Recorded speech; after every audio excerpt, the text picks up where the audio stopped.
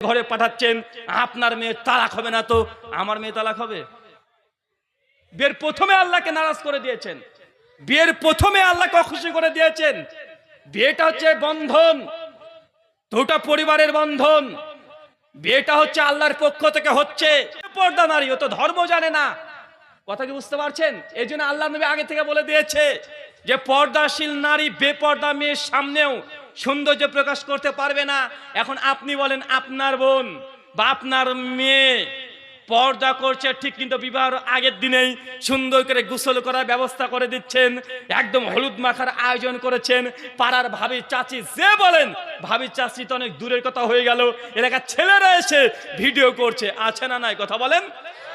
এই যে আল্লাহ নবী বললেন যে নিকাহ মিনাস সুন্নাতি, বিয়ে করা হচ্ছে সুন্নাত, বিয়ে করা ইবাদত। এটা যদি ইবাদত হয় তো আল্লাহকে প্রথমে বেজার করে নারাজ করে আপনার মেয়েকে